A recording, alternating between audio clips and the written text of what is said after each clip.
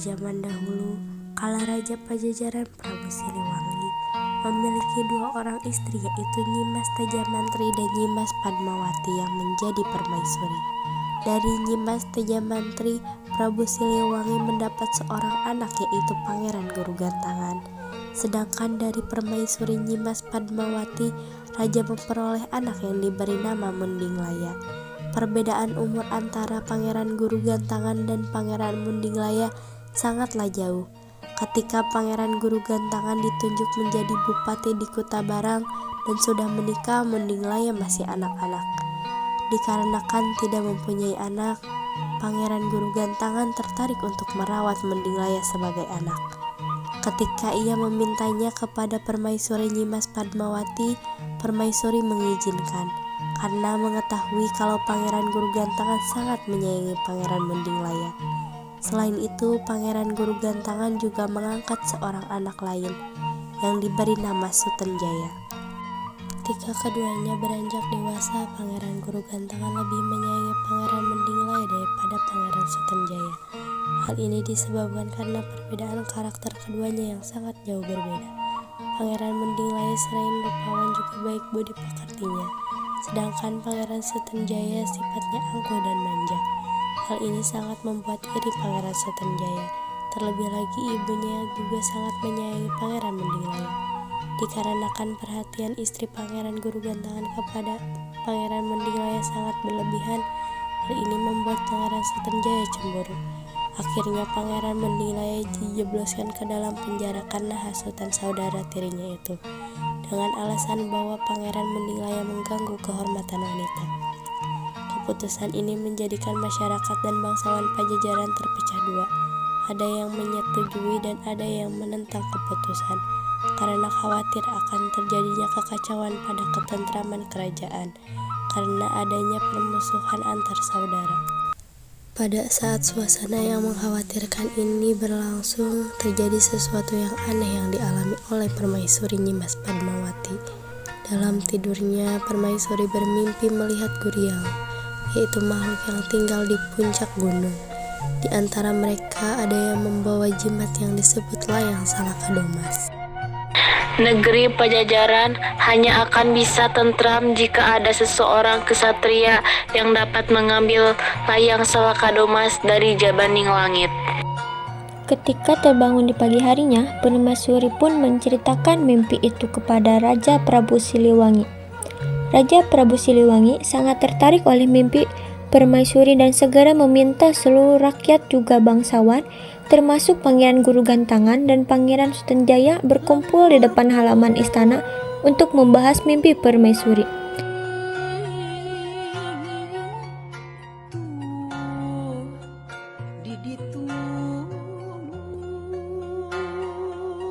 Setelah semuanya berkumpul dan menceritakan mimpi permaisuri, Raja pun bertanya, apakah di antara kalian orang kesatria ada yang berani untuk pergi mengambil Salakadomas di Jabaning Langit? Suasana pertemuan jadi hening seketika. Tak ada suara terdengar. Pangeran Sutenjaya pun tidak mengeluarkan suaranya. Dia tak berani untuk berhadapan dengan Jongrang Kalapitung, seorang raksasa berbahaya yang selalu menghalangi jalan ke puncak gunung. Setelah beberapa saat suasana hening, Patilangsir angkat bicara. Mohon ampun Paduka. Tak ada sambutan, bukankah ada satu orang lagi yang belum mendengarnya? Dia kini berada di dalam penjara. Segeralah bawa Pangeran Mundinglaya.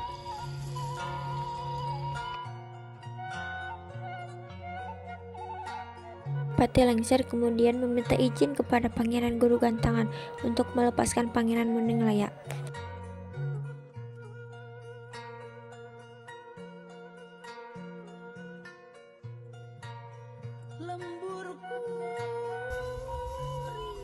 Ketika Pangeran Mundinglaya sudah berada di hadapannya, Raja pun berkata, Apakah engkau sanggup untuk mengambil jimat Salakadomas di Jabaning Langit untuk mencegah negara kita dari kehancuran malapetaka?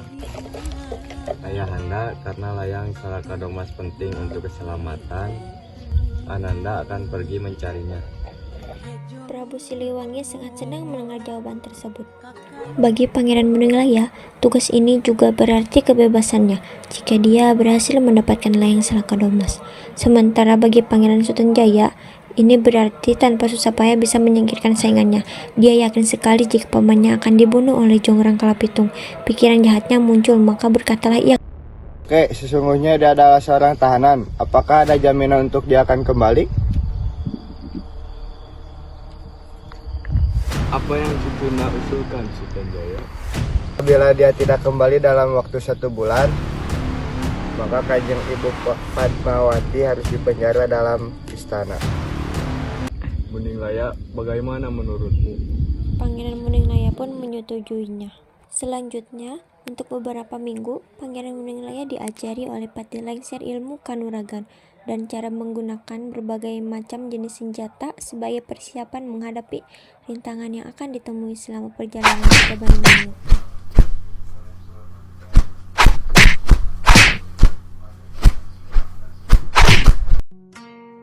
Setelah dirasa cukup bekal, Pangeran Mundinglaya meninggalkan Pajajaran. Oleh karena itu, dia tidak pernah keluar dari ibu kota Pajajaran. Pangeran Mundinglaya tidak mengetahui jalan ke Jabaninglangit. Dengan berserah diri kepada Tuhan Yang Maha Kuasa, sang pangeran keluar masuk hutan, naik turun gunung untuk menemukan Jabaninglangit dan bertemu dengan para Guriang. Dalam perjalanannya, Pangeran Mundinglaya melewati sebuah kerajaan kecil bernama Tanjung Barat yang merupakan bawahan dari kerajaan Pajajaran. Di sana pangeran singgah dan bertemu jatuh hati kepada putri kerajaan yang bernama Dewi Kania.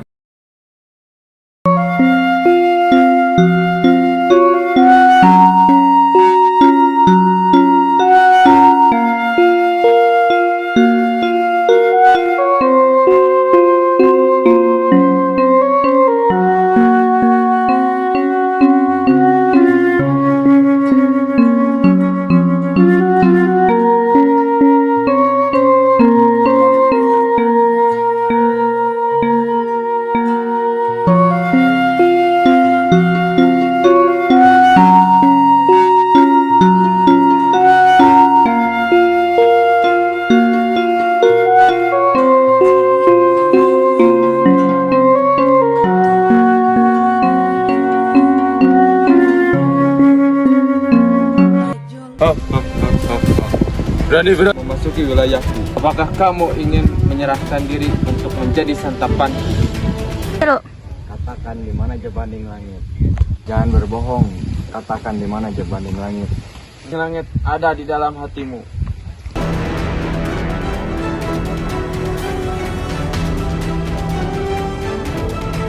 Aku akan membebaskanmu, tapi tolong jangan mengganggu lagi rakyat Pajajaran. Baiklah.